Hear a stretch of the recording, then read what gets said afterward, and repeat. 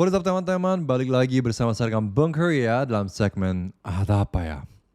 Gue waktu denger berita ini jujur jadi lemes banget. Mungkin beberapa dari kalian sudah sempat denger berita soal Jeju belakangan ini. Gue sebenarnya udah sempat hampir shoot berita ini minggu lalu, tapi gue tunda karena kasus ini ada update terus. Beberapa hari ke belakang, 4 orang yang sebelumnya sempat dilaporkan hilang ditemukan sudah tidak bernyawa di Jeju. Dan minggu lalu gue baru dengar ada 2 orang, tapi ternyata kasusnya semakin menambah. Dan sekarang angkanya sudah makin meningkat dan katanya berhubungan dengan ratusan kasus lain yang pernah terjadi di Jeju. So what's actually happening in Jeju? 자, 그럼 바로 시작해볼게요. Kasus pertama adalah seorang perempuan berusia 37 tahun bernama Chang Miran. Tanggal 15 Mei 2006, Chang dilaporkan hilang oleh pacarnya. Setelah laporan dibuat, polisi sempat melakukan pencarian di sekitar Hanlim Port. Halim, ya panggilannya Halim tapi tulisannya Hanlim. Anyways, ini berdasarkan informasi lokasi handphone Chang. Ya, sekitar 2,5 jam kemudian kasusnya dihentikan.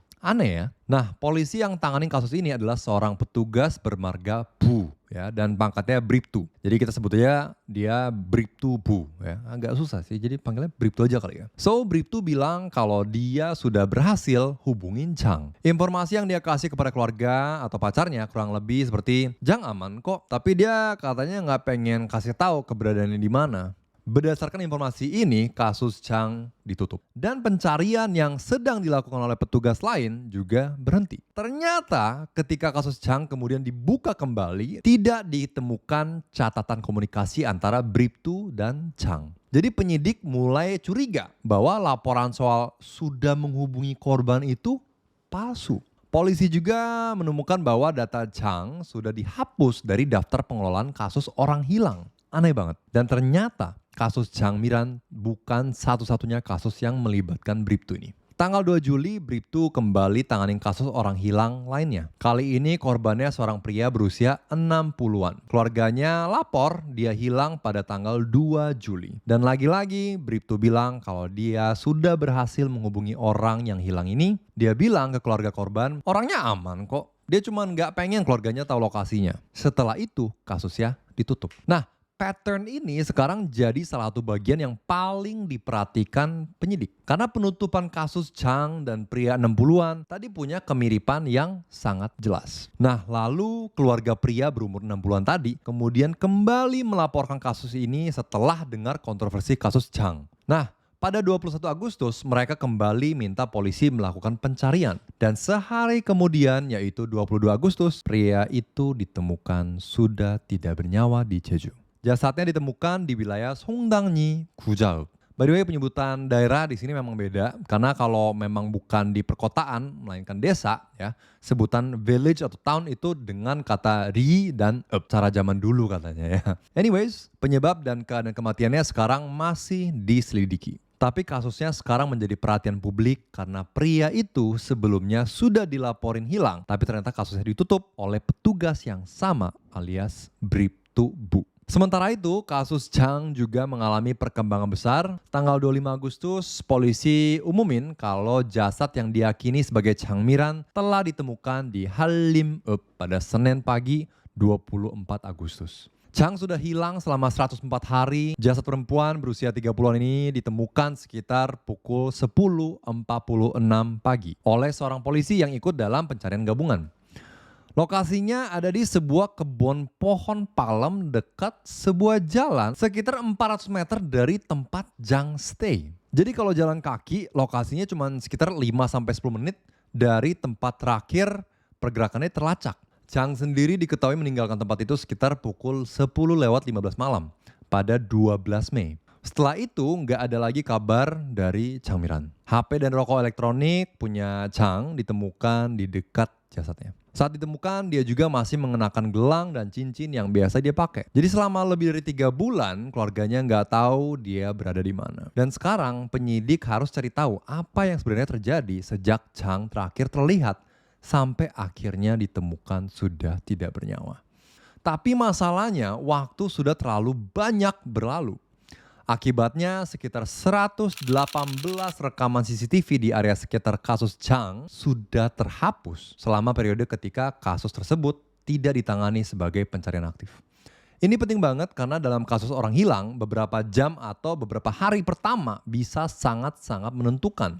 Dan CCTV bisa terhapus karena sistem otomatis menimpa rekaman lama. Saksi bisa lupa, jejak digital bisa berubah. Jadi akibat ulah satu oknum ini, si Bribtu-Bu, penyidikan sekarang jadi jauh lebih sulit untuk cari tahu apa yang sebenarnya terjadi dengan Chang Mi-ran.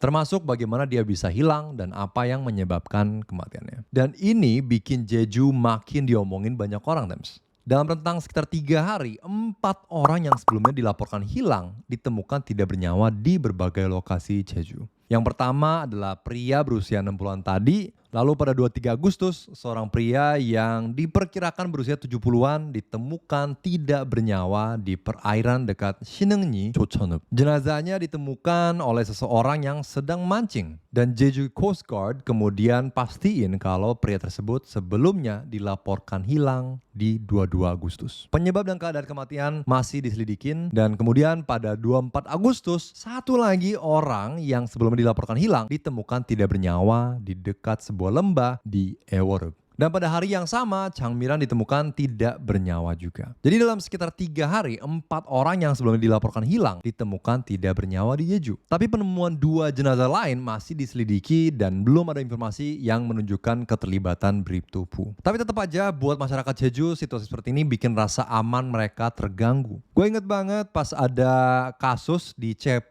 ya, dan pada waktu itu gue tinggal di Taman Angkat Residence, dan itu pun bikin gue ngerasa sangat-sangat gak nyaman. Itu baru 1 orang. Ini 4 orang, guys.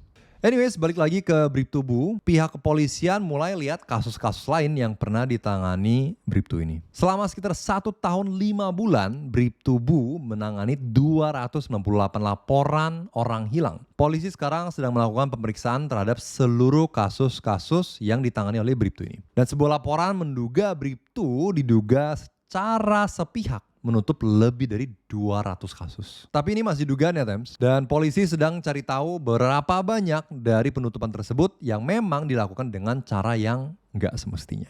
Di luar penyidikan, beberapa rekan polisi Bribtu ini mengatakan mereka nggak ngerti kenapa dia melakukan hal-hal seperti ini. Karena kalau memang alasannya adalah ingin mengurangi beban kerja, menurut beberapa petugas itu nggak masuk akal. Kasus orang dewasa yang hilang memang sering berakhir dengan orang itu pulang sendiri atau keberadaannya akhirnya diketahui. Tapi menurut rekan-rekannya, kalau Bribtu memang belum berhasil hubungin seseorang, dia sebenarnya bisa aja catat kalau orang itu belum ditemukan, kasusnya tetap terbuka. Dan menurut mereka itu nggak akan secara signifikan menambah beban kerja. Yang membuat tindakan Bribtu ini sangat susah dimengerti adalah dia diduga justru membuat informasi yang menyatakan bahwa korban sudah dihubungi, padahal belum. And then kasus ditutup. Dalam kasus Chang, informasi Chang juga dihapus dari sistem. Dan di sini gue pengen ingetin bahwa Bribtu ini bukan petugas yang melakukan pencarian Chang di lapangan. Tapi keputusan dia untuk menyatakan kasus ini selesai akhirnya menghentikan pekerjaan pencarian oleh petugas di lapangan. Jadi sekarang polisi juga harus mengevaluasi sistem administratif dan pengawasan di kantor tersebut. Di Korea, polisi punya sistem internal untuk kelola laporan orang hilang. Dan ternyata petugas yang tanganin kasus bisa masukin alasan tertentu untuk mengeluarkan seseorang dari sistem tersebut. Nah, masalahnya untuk mekanisme seperti ini belum ada kewajiban persetujuan atasan sebelum kasus ditutup. Kalau dia masukin informasi kalau orang hilang tersebut sudah ditemukan atau keberadaannya sudah diketahui, kasus bisa dikeluarkan dari sistem tanpa harus lewatin persetujuan supervisor terlebih dahulu. Nah, setelah kasus Jeju ini terbongkar, Badan Kepolisian Nasional Korea atau Gyeongchal langsung bergerak memperketat prosedur ini. Salah satu langkah yang diusulkan adalah setiap permintaan untuk menutup kasus orang hilang harus diperiksa oleh atasan. Jadi ada lapisan pemeriksaan kedua. Ya. But walaupun ada usulan ini, publik jadi mulai tanya, kenapa mekanisme ini yang sesimpel ini baru diperkuat setelah kasus seperti ini terjadi? Kenapa harus ada korban dulu baru diperketat? Lalu di luar kasus ini, sebelum kasus orang hilang ini terbongkar ya, Bribtu-Bu sendiri juga pernah ada masalah internal. Di 22 Juli, 3 hari setelah keluarga Chang lapor kembali kasusnya ke polisi di Seoul, Bribtu-Bu diduga masuk ke toilet perempuan tanpa izin di kantor polisi tempat dia bekerja. Kasus ini kemudian masuk ke pemeriksaan internal terkait dugaan misconduct seksual. Dan pada 11 Agustus, Bribtu akhirnya dibebas tugaskan dari pekerjaannya. Wordingnya sangat friendly ya, dibebas tugaskan. Tapi sebenarnya dia dihentikan sementara. And then pada 2023, polisi juga pernah menerima laporan terkait dugaan kekerasan dalam rumah tangga yang melibatkan Bribtu Bu. Saat itu kasus tersebut endingnya hanya dengan peringatan internal. So ini FYI aja ya, jadi memang kayaknya Bribtu Bu ini agak-agak problematik nih.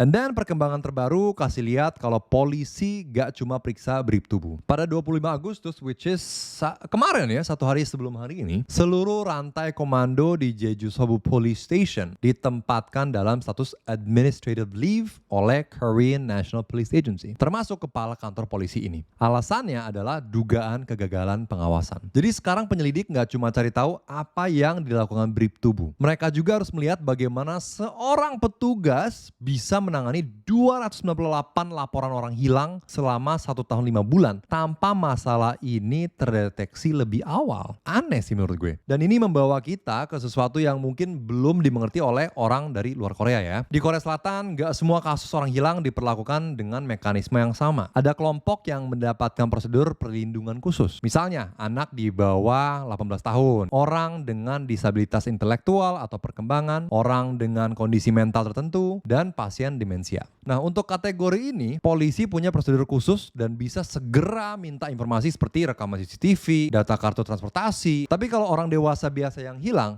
mekanismenya beda. Orang dewasa biasa yang hilang bisa dikategorikan sebagai runaway dalam regulasi kepolisian. Nah, ini yang bikin ambigu, Tems. Gimana kalau orang dewasa tiba-tiba ngilang? Kapan polisi harus nganggap dia memang pergi atas kemauannya sendiri, dan kapan polisi harus nganggap dia mungkin sedang berada dalam bahaya? Seseorang memang bisa sengaja pergi, tapi seseorang juga bisa pergi karena menjadi korban kejahatan, mengalami kecelakaan, atau berada dalam situasi berbahaya. Speaking of laporan orang hilang, menurut laporan terbaru ada 70.814 orang dewasa yang dilaporkan hilang di Korea Selatan sepanjang 2025. Dan 99,7% kasus tersebut ditutup tanpa investigasi atau pencarian formal. Dan sebagian besar kasus ini ditutup karena keberadaan orangnya sudah diketahui atau orangnya pulang sendiri. Tapi persoalannya adalah secara hukum, orang dewasa biasa memang tidak mendapatkan mekanisme investigasi khusus seperti kelompok yang masuk kategori missing persons secara hukum. Dan dari kasus orang dewasa yang dilaporkan hilang pada 2025, 931 orang kemudian ditemukan dalam keadaan tidak bernyawa. Dan angka ini menunjukkan kalau kategori orang dewasa yang hilang memang nggak selalu berakhir dengan orangnya pulang dengan selamat. Sebenarnya masalah ini bukan baru muncul sekarang, Tem. Selama sekitar 1 dekade terakhir, anggota parlemen Korea udah coba ngajuin lebih dari 10 rancangan undang-undang untuk memperkuat perlindungan terhadap orang dewasa yang hilang, orang dewasa biasa yang hilang. Rancangan pertama diajukan pada tahun 2015, tapi waktu itu muncul masalah soal privasi. Karena bagaimana kalau seseorang memang sengaja tinggalin rumah dan gak pengen ditemuin? Kalau polisi langsung dapetin kewenangan untuk lacak lokasi, akses CCTV, terus lakuin pencarian secara aktif, nah hak privasi orang itu bisa ikut terdampak. Apalagi negara Korea Selatan itu sangat sensitif